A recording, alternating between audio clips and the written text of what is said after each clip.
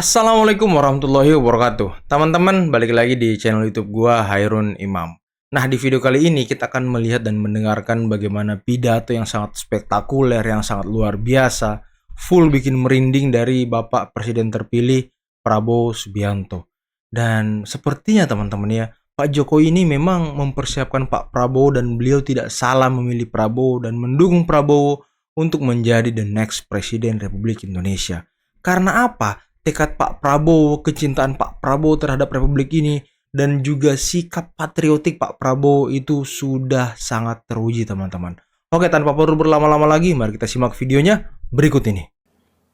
Hari ini saya merasa sangat bangga dan sangat dihormati kembali ke alma mater saya.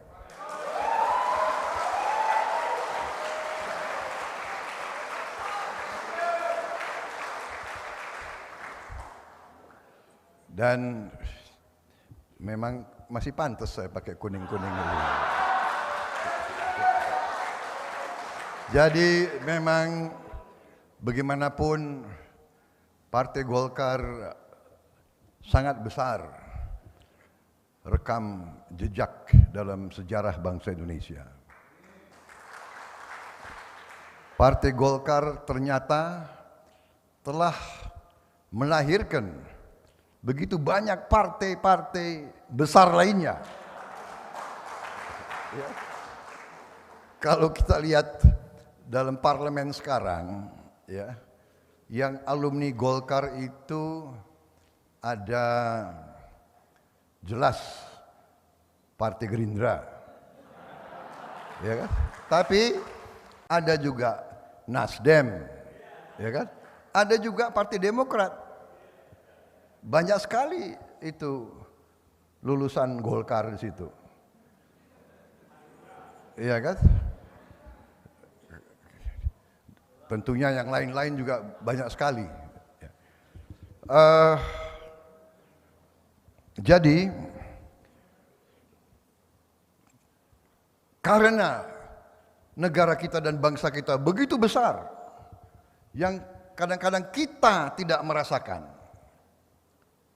Ya, kita tidak sadar betapa besar bangsa kita. Bangsa yang menepati letak geografis sebesar Eropa, di mana Eropa itu memiliki sekarang 27 atau 28 negara, nation state, negara kebangsaan 28. Kita satu negara. Jadi mereka punya 28 parlemen. Mereka punya 28 kepala negara. Mereka punya 28 Mahkamah Agung, 28 tentara, 28 kepolisian, jadi saudara-saudara. Dan banyak negara mereka itu jumlah penduduknya 5 juta, 12 juta, 13 juta. Provinsi Jawa Barat saja 50 juta lebih. Jadi kita kadang-kadang tidak sadar dan tidak mengerti betapa besar bangsa kita, betapa besar persoalan-persoalan bangsa, tantangan-tantangan besar, betapa besar kesulitan-kesulitan kita, tapi juga betapa kita berhasil. Pertama, membentuk negara di tengah perang lawan penjajah yang dahsyat, yang luar biasa. Dalam sejarah pasca Perang Dunia Kedua, diakui hanya 3 negara yang merebut kemerdekaannya, ya, sebelum tahun 60 melalui perang kemerdekaan. 3 negara, Indonesia, Vietnam, Aljazair. Sesudah itu tahun 70-an muncul Mozambik, Angola dan sebagainya. Jadi kita menerima kedaulatan setelah perang kemerdekaan yang dahsyat, di mana pendiri-pendiri bangsa kita, pemimpin-pemimpin kita bersedia membakar kota-kota kita sendiri daripada kita terus dijajah oleh bangsa asing.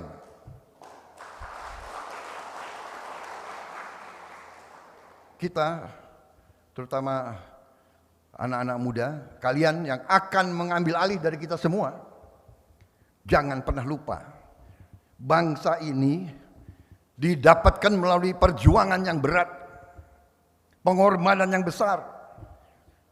Bandung Lautan Api, kita bakar kota kita sendiri daripada dikuasai Belanda. Kita bakar pabrik-pabrik kita sendiri. Kita ledakkan jembatan-jembatan kita sendiri daripada dijajah oleh bangsa asing. Dan begitu kita terima kedaulatan kita, penjajah pun, kaum imperialis itu tidak rela kita merdeka. Mereka meninggalkan bom-bom waktu.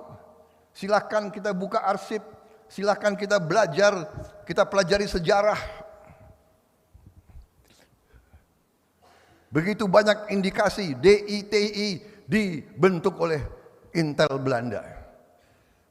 Angkatan Perang Ratu Adil, RMS, dan seterusnya. Kita ditinggalkan masalah demi masalah.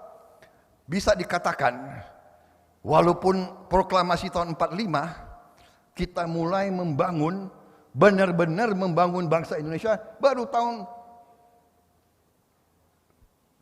71, tahun 869. Jadi saudara-saudara, 25 tahun pertama negara kita penuh dengan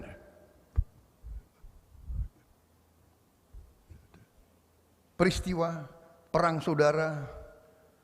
Selalu kita ricuh, rusuh, terus menerus.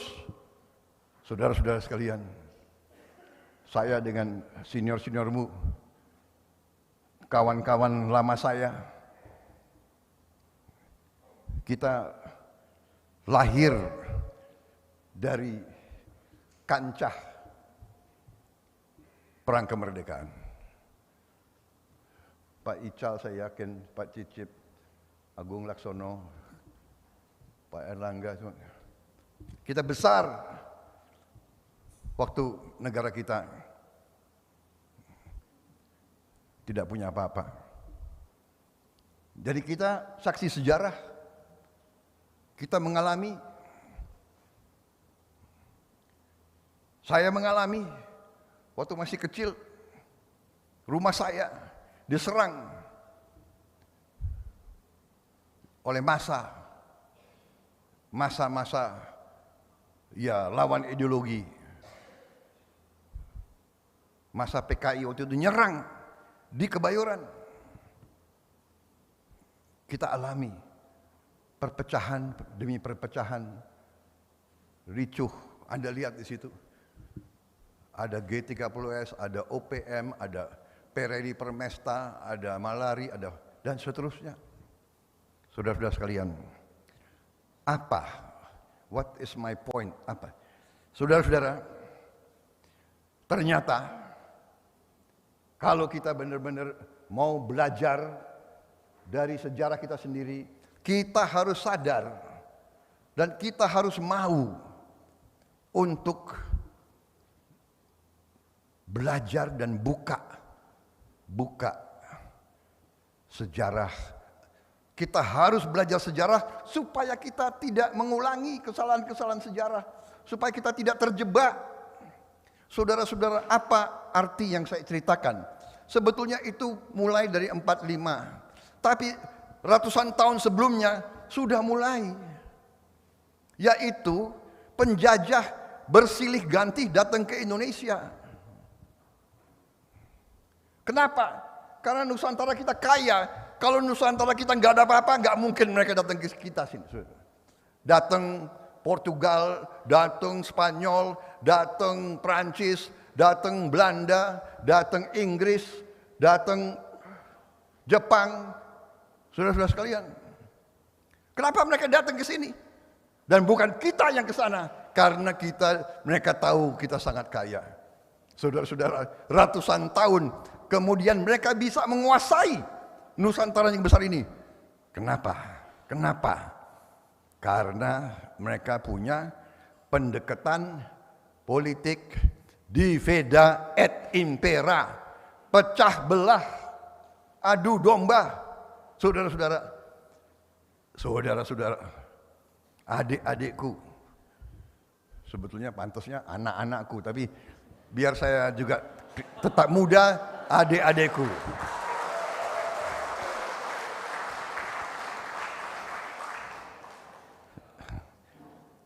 Jadi kalau saya di keluarga saya, kalau ada apa itu, anaknya ponakan saya, kalau saya datang nggak boleh panggil saya Eyang, jangan, Pak D. Eyang, Pak D. Begitu dipanggil Pak D, ini nih gue kasih hadiah.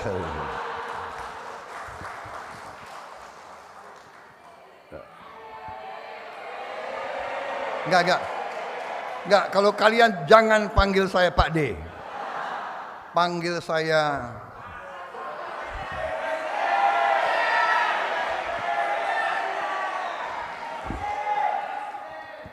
Akang.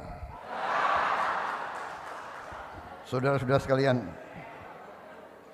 Jadi ini sangat penting. Jangan sampai sekarang ini terus, ilmu ini terus kita mau dikenakan kepada kita.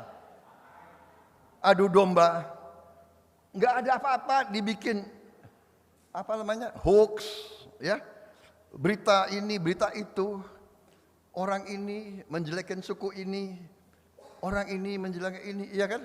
Ada nggak ada apa-apa ribut, nggak ada apa-apa ribut, capek kita. Setelah itu karena saya pelaku, saya keluar dari tentara, ya kan?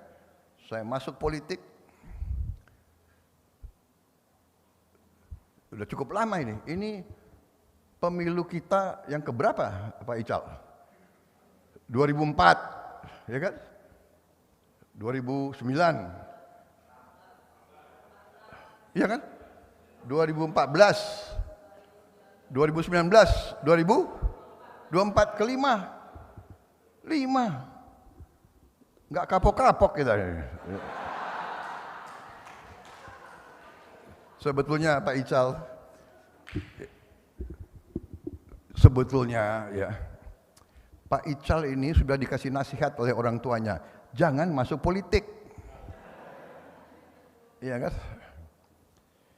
Kalau bisnis, bicara 20 menit, langsung tahu untung atau rugi. Benar nggak? Kalau politik kita bisa bicara 5 jam. Nggak jelas juga ujungnya itu.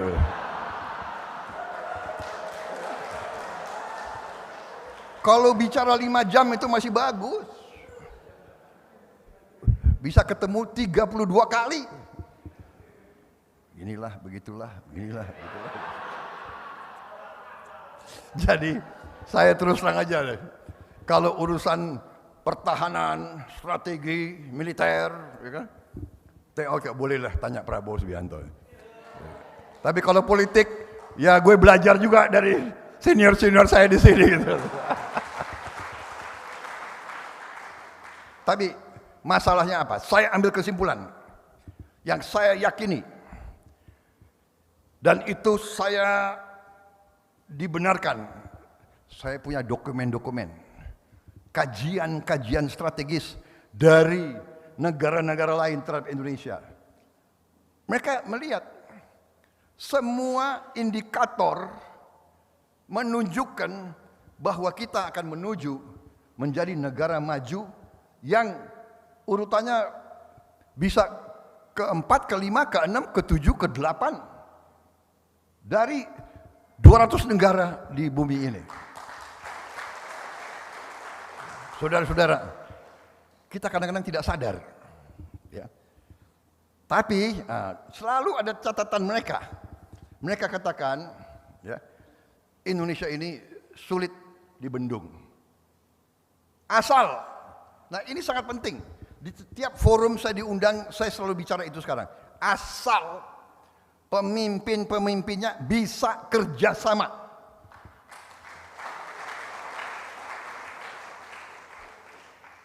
Asal elitnya bisa rukun, Indonesia pasti kita maju jadi negara hebat, saudara-saudara. Karena itu saya salut sama Pak Erlangga Hartarto yang punya inisiatif membentuk Golkar Institute.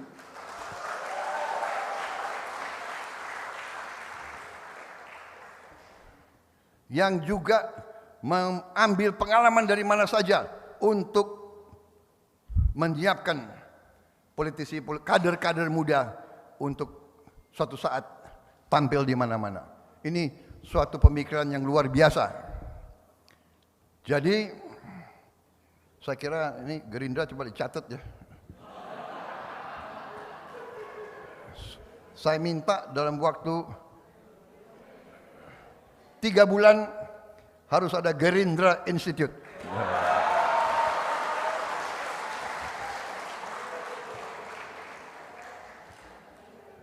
Mumpung belum dilarang, coba foto-foto semua ini, foto. Masa kita harus, saudara-saudara,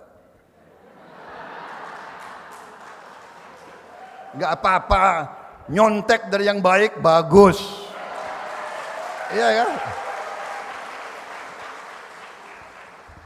Gila, mereka pakai Lee Kuan Yew Institute. Kita pakai siapa ya nanti?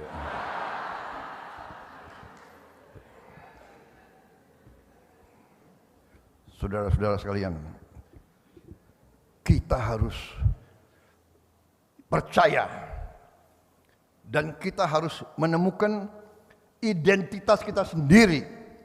Kita jangan terlalu kagum dengan bangsa-bangsa lain. Kita tidak boleh membenci bangsa lain, tidak boleh. Kita harus mau belajar dari siapapun, tapi jangan terlalu kagum. Ini ajaran nenek moyang kita. Ojo gumunan, ojo gumunan. Yang luar Jawa ngerti? Ojo gumunan. Gumunan itu terlalu kagum, terlalu takjub. Contoh ya, ini umpamanya, ini saya lihat dulu ada anak buah saya perwira Kopassus pertama kali ke Eropa. Keluar dari pesawat di Frankfurt, nah ini gumunannya gini, dia keluar dari itu masuk.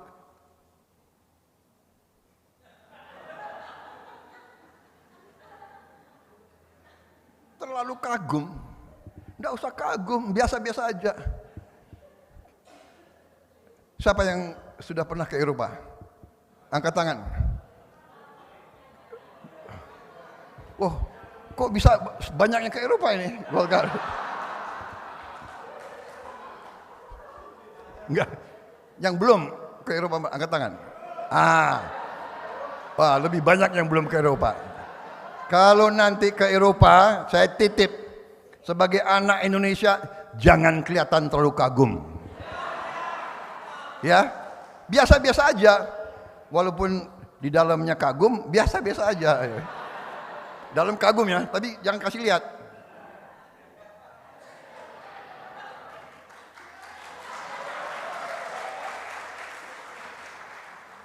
Saudara-saudara, karena apa? Karena banyak gedung-gedung yang begitu indah yang mereka bangun, itu ternyata hasil kekayaan yang mereka ambil dari kita. Saudara-saudara. Tapi kita harus koreksi diri kita. Kita harus berani koreksi diri kita. Nah, ini yang susah. Kita harus koreksi. Ya, diri kita harus kita koreksi semua. Jadi, setelah kita makan apa itu? Istilahnya apa itu? Garam ya. Asam garam ya. Asam garam dari naik turun dan sebagainya. Karena ini tokoh-tokoh kalian, senior-senior kalian ini bekas-bekas menteri-menteri semua nih. Menko, menteri. Ini orang-orang hebat semua ini. Ya. Mereka mengalami, sebelum mereka jadi tokoh politik, mereka pengusaha. Ya. Jadi apa?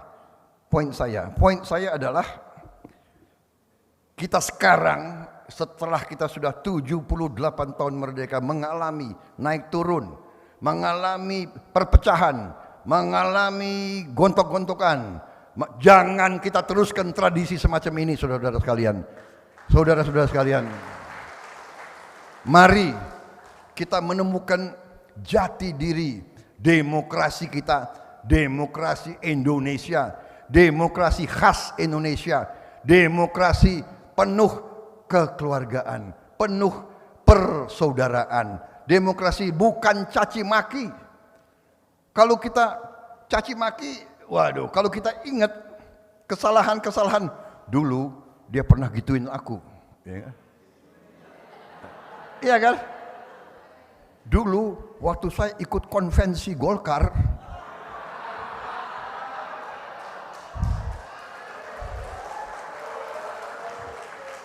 aku dikalahkan Abu Rizal Bakri. Apa membuat saya harus dongkol atau nggak bisa? Beliau kawan saya, senior saya, sahabat saya waktu saya susah, beliau yang bantu saya dulu. Jadi itu maksud saya. Dulu dia ngomong jelek tentang aku loh. Sudahlah. Kita kan biasa dalam keluarga kakak adik pun ribut, bertengkar, berbeda pendapat, nggak ada masalah. Sekarang kalau Golkar Institute ini serius, saudara-saudara harus menangkap bahwa pemimpin Indonesia benar-benar sekarang harus hatinya seikhlas-ikhlasnya mengabdi untuk rakyat Indonesia. Dan mari kita koreksi diri. Di semua partai saya lihat kadang-kadang maju tiap pemilu minta dukungan rakyat, begitu jadi ya begitu jadi aneh-aneh. Nah, oke. Kita tutup yang pengalaman yang tidak bagus, kita ke depan kita harus cari hal-hal yang baik ke depan. Saudara-saudara sekalian, kita harus bersyukur bahwa di tengah bumi dunia ini yang begitu penuh kesulitan. Ya, kalau saya ditanya sekarang tantangan Indonesia ke depan apa? Tantangan Indonesia menurut saya yang akan kita hadapi bersama sebagai suatu bangsa yang harus kita siap, tantangan ekonomi, tantangan geopolitik, dan tantangan dalam negeri kita sendiri yang tidak bisa kita salahkan orang lain. Yang pertama, tantangan ekonomi kita yang akan. Sebelum kita lanjut, jangan lupa teman-teman like, subscribe, dan share videonya agar semakin banyak orang yang mengetahui terkait mimpi-mimpi ataupun tujuan dari pemerintahan Presiden terpilih Prabowo nanti, teman-teman ya. Oke, tanpa perlu berlama-lama lagi, mari kita lanjut videonya berikut ini. Kita hadapi adalah masalah pangan, masalah energi, masalah air. Ya, itu pokok, dan yang lebih besar lagi adalah masalah kemiskinan. Masalah yang disebut stunting. Masalah stunting itu adalah masalah kurang gizi, kurang mutu makan. Kenapa? Karena mereka itu tidak mampu, miskin. Berarti tantangan kita semua ke depan, tantangan ekonomi itu, kita harus punya keberanian. Dari semua partai, sekarang ini kita harus punya keberanian. Kita harus bertekad mengumpulkan putra-putri terbaik kita. Bersama-sama kita harus menghilangkan kemiskinan dari Indonesia. Dan kita harus punya keberanian. Saudara-saudara, banyak di antara kita sekolah di barat. Saya sekali lagi, saya tidak mengajarkan kita anti barat, tidak. Barat itu luar biasa kemajuannya. Saya juga sekolah di barat. Tapi kita harus punya keberanian untuk mengatakan, marilah kita belajar dari pengalaman kita sendiri, dan jangan semua model, semua pelajaran dari negara tertentu kita terima mentah-mentah dan kita laksanakan di Indonesia.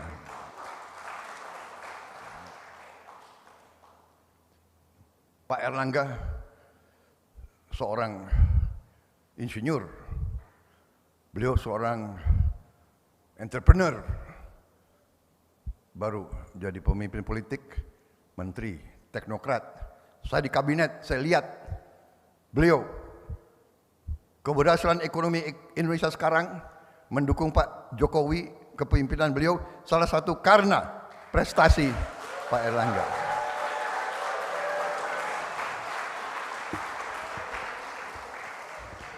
Saya juga dulu saksi Abu Rizal Bakri, juga teknokrat, Menko Perekonomian. Beliau waktu memimpin juga Indonesia terkendali ekonominya. Ini semua pengalaman, semuanya tokoh-tokoh ini, Pak Cicip, Pak Agung, saudara-saudara sekalian. Sekarang dengan pengalaman kita harus berani. Belum tentu resep, formula dari barat harus kita terima mentah-mentah 100%. Kalau menurut saya, mari Golkar Institute salah satu, mari kita belajar. Kita harus kembali ke jati diri kita. Kalau menurut saya, mari kita kembali dalam hati kita, bukan mulut, kepada Undang-Undang Dasar 1945. Bapak-bapak kita, pendiri bangsa kita, menyusun Undang-Undang Dasar 1945 menurut saya dengan cemerlang, brilian. Tokoh-tokoh pendiri Republik ini brilian dulu, masih muda. Siapa yang melahirkan Sumpah Pemuda? Oktober 28 tahun 1928. Siapa? Anak-anak 20 tahun. 21, 22, 23. Jadi sekarang mereka bisa melahirkan suatu gagasan, satu nusa, satu bangsa, satu bahasa. Dan bahasa yang dipilih oleh pendiri bangsa kita bukan bahasa mayoritas. Kalau pakai prinsip demokrasi ala barat, ya, demokrasi ala barat itu ajarannya adalah the rule of the majority. Mayoritas berkuasa. Kalau mayoritas berkuasa, kalau kita pakai prinsip itu, berarti bahasa kebangsaan kita sekarang harus bahasa Jawa. Tapi enggak.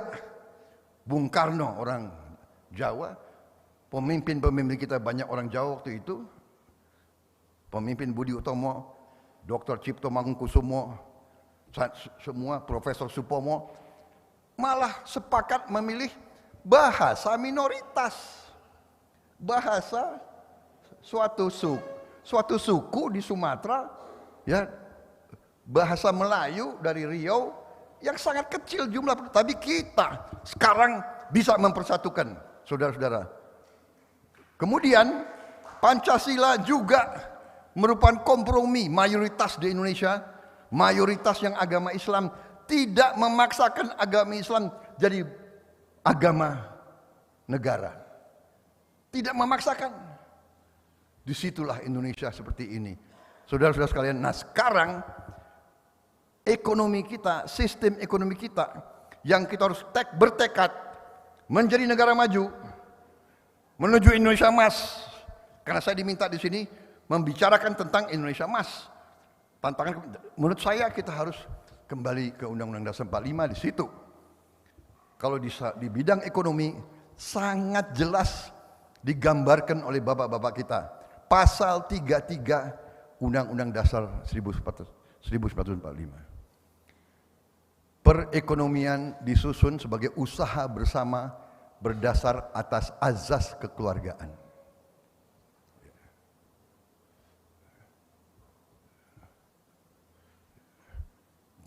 Ayat 2. Cabang-cabang produksi yang penting bagi negara dan yang menguasai hajat hidup orang banyak dikuasai oleh negara.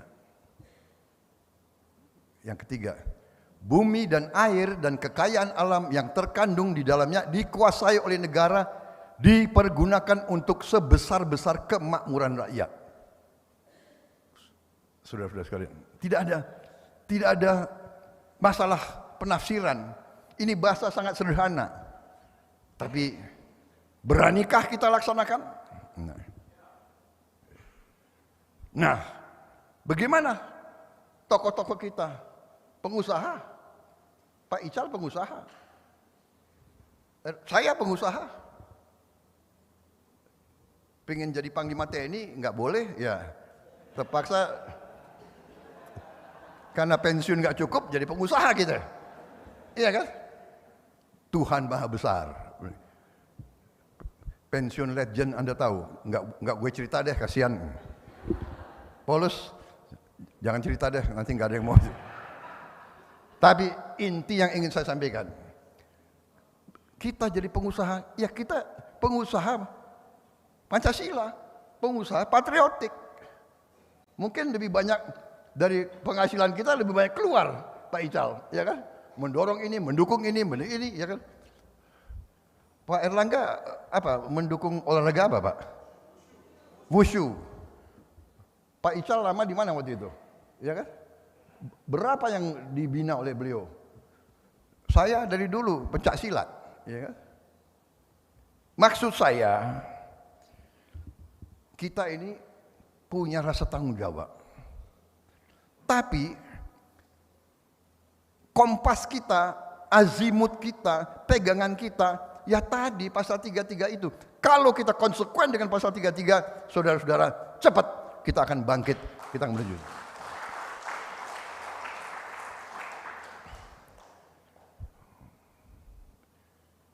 Jadi kita harus sepakat nanti dalam koalisi kita, ya, kita ke depan kita harus jaga benar-benar bahwa APBN, APBD, setiap uang rakyat tidak boleh dibiarkan tidak terkendali untuk kepentingan rakyat semuanya. Itu kita semakin kuat, kita semakin makmur, strategi kita sudah benar yang disampaikan oleh Presiden Joko Widodo, hilirisasi. Hilirisasi ini artinya adalah kita tidak mau jadi penyuplai bahan baku. Kita tidak mau lagi. Kita mau bahan baku harus diolah di Indonesia untuk menjadi bahan-bahan, barang-barang yang punya nilai tambah sehingga penghasilan kita akan tambah luar biasa. Sebagai contoh, saya disampaikan oleh salah satu ahli industri di Jepang, ada satu refinery, ya, refinery yaitu penyuling menghasilkan BBM.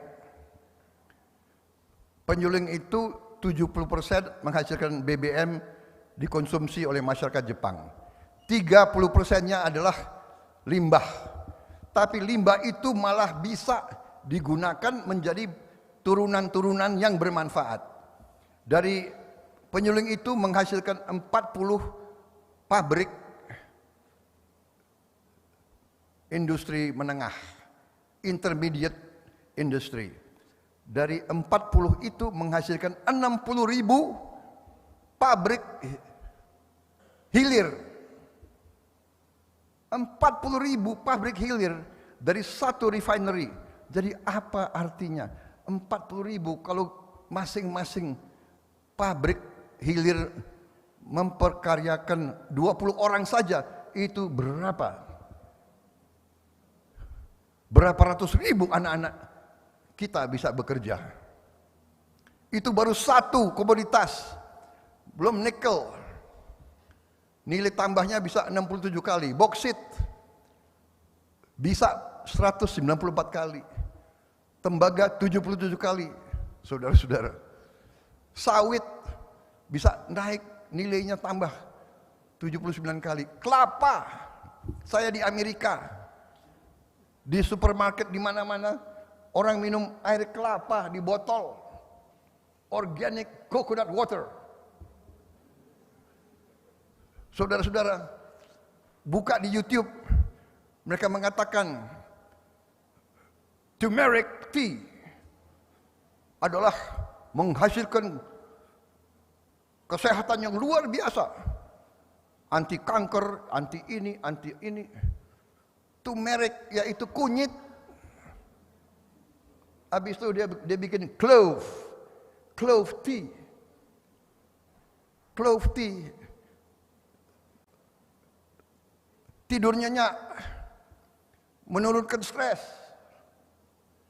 memperlancar digesti. Cengkeh, teh cengkeh, teh kunyit. Saudara cek ajudan saya tiap hari minumnya teh cengkeh dan teh kunyit. Makanya masih. Hari ini acara keempat. Habis ini masih ada 2 acara lagi saya. Jadi, we are so rich. Kita cengkeh kita punya, kelapa kita punya. Rumput laut kita punya. Rumput laut bisa jadi bahan untuk pupuk. Saudara-saudara sekalian, pupuk sekarang jadi masalah.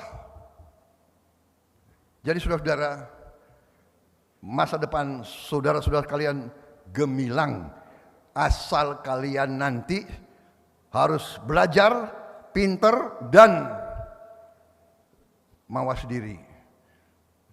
Kalau mau jadi pemimpin politik, jadi pemimpin politik yang benar-benar mengabdi kepada rakyat yang kita cintai.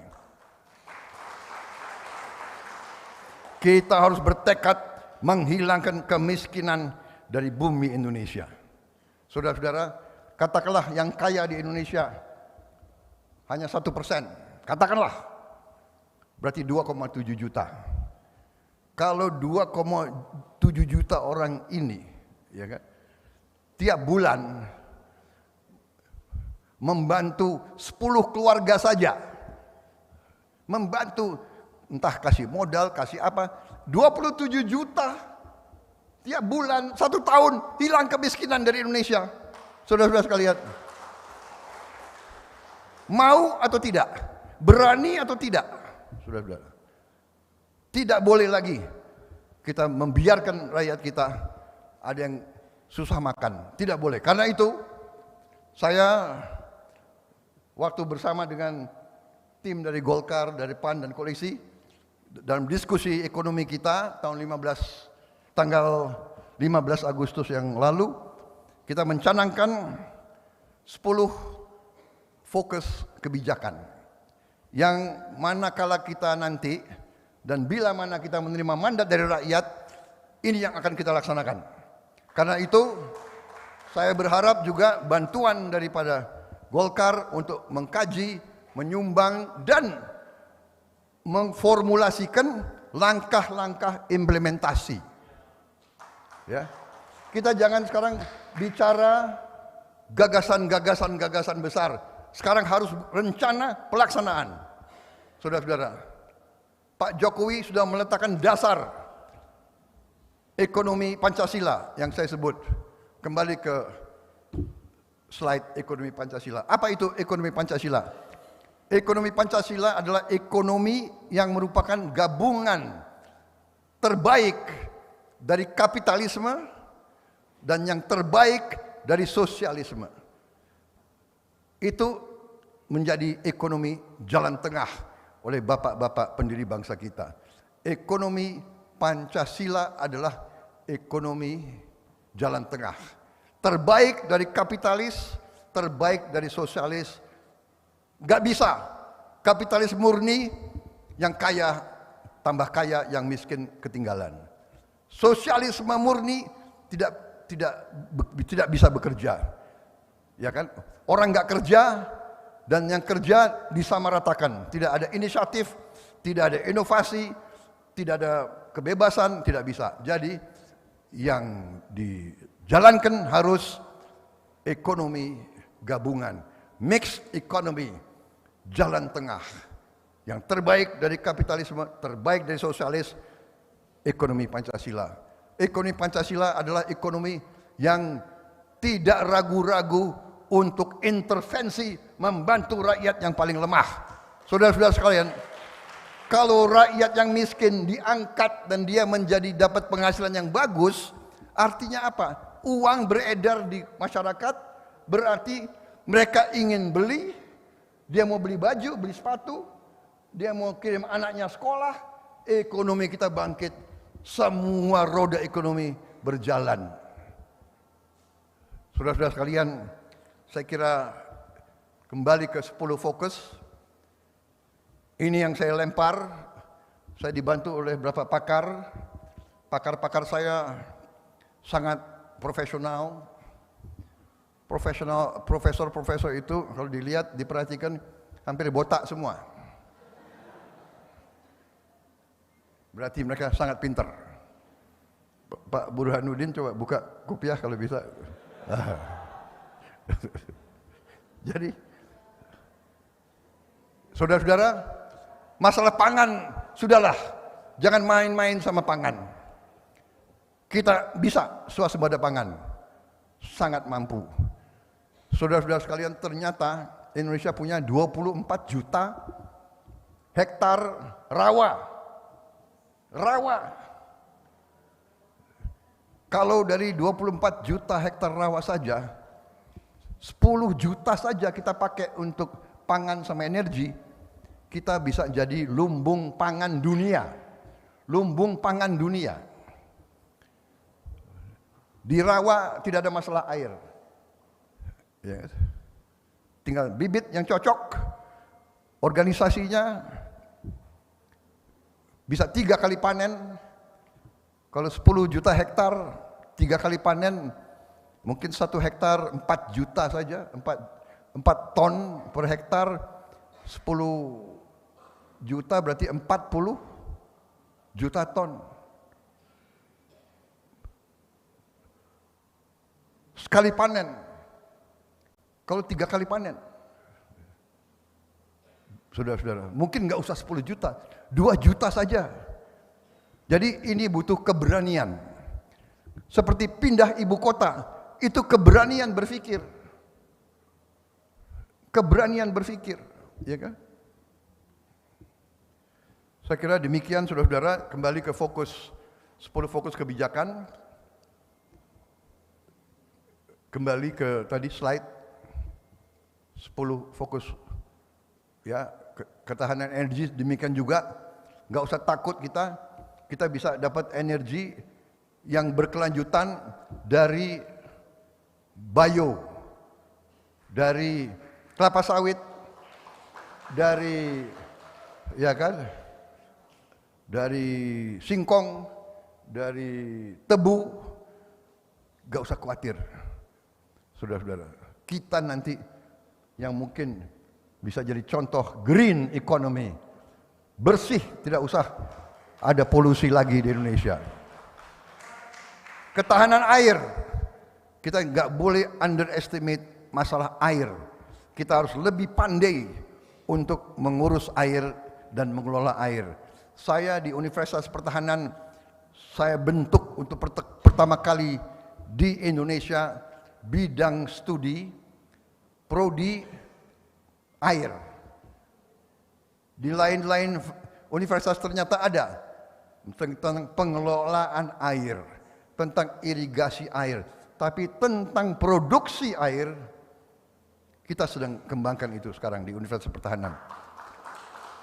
Di Universitas Pertahanan kita punya tim mencari titik air dengan teknologi tercanggih, ya, geolistrik yang hampir mirip dengan seismik gitu untuk minyak, kita bisa menemukan dengan hampir 100% akurasi. 1%, wah saya udah diingatkan, sudah terlalu lama bicara ini. Oke. Pengentasan kemiskinan antara lain kita harus berani. Saya seandainya menerima mandat bersama saudara-saudara, kita harus berani memberi makan siang untuk semua anak-anak Indonesia di semua sekolah Indonesia. Bayangkan kalau kita beri ini, ekonomi di tiap desa, di tiap kecamatan hidup. Para petani akan jual ikan, akan jual telur, akan jual sayur, akan berasnya. Anak-anak kita tidak akan kelaparan. Tidak boleh ada anak Indonesia yang kelaparan. Tidak boleh ada anak Indonesia yang stunting.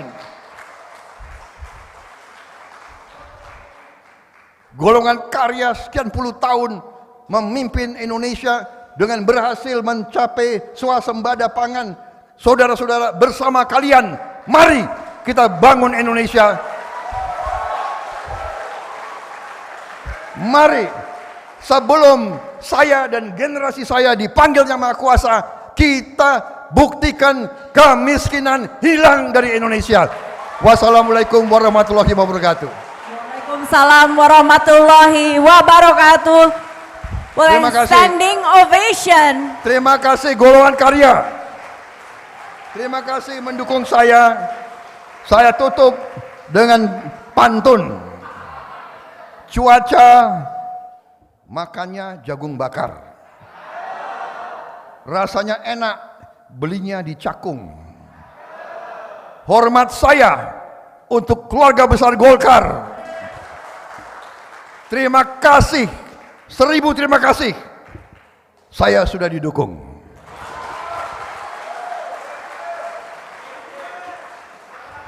Satu lagi, Hairil Anwar seorang pujangga. Puisi indah sebagai karya sastra. Hormat saya untuk saudara Erlangga. Membawa ekonomi Indonesia bersama Pak Jokowi lebih sejahtera. Nah teman-teman, itulah tadi pidato yang sangat luar biasa dari Bapak Prabowo Subianto di Golkar Institute teman-temannya. Jadi pidato ini bukan pidato yang baru, tapi ini sudah beberapa bulan yang lalu ketika beliau menghadiri ataupun memberi sambutan di Golkar Institute. Dan ternyata ya Prabowo juga alumni Golkar Institute teman-teman. Dan akhirnya beliau keluar dan mendirikan partai Gerindra. Dan ada hal yang menarik tadi bahwa tekad Pak Prabowo untuk menghilangkan kemiskinan di Indonesia itu sangat baik, sangat luar biasa, patut untuk kita acungi jempol teman-teman. Karena ya Pak Prabowo memang punya hati yang bersih, punya hati yang baik, dan banyak sekali mendukung dan membantu orang teman-teman. Utamanya orang-orang yang kesusahan, orang-orang yang memiliki kepahitan dalam hidup. Pak Prabowo itu selalu membantu teman-teman. Bisa kita lihat beberapa kali beliau membagikan sembako, tapi bukan beliau yang bagiin teman-teman, tapi ada timnya yang bagiin. Dan Pak Prabowo itu tidak ingin disebut namanya kalau hal itu dari Prabowo. Tapi ya lagi-lagi timnya selalu menyebut nama Prabowo teman-teman. Dan ya semoga ke depan ketika Pak Prabowo memimpin, beliau bisa menghilangkan kemiskinan di Indonesia, bisa membawa kesejahteraan bagi masyarakat, bisa membawa Indonesia menjadi negara maju tentunya teman-temannya, dan keluar dari middle income trap yang banyak menyasar para kaum menengah sehingga mereka terancam untuk turun di kaum rentan bahkan miskin teman-teman. Dan ini yang harus segera ditangani oleh Pak Prabowo Subianto. Oke teman-teman, mungkin cukup sekian dulu video kali ini. Jangan lupa lagi-lagi saya ingatkan like, subscribe, dan share videonya. Akhir kata billahi taufiq wal hidayah. Wassalamualaikum warahmatullahi wabarakatuh. Bye bye.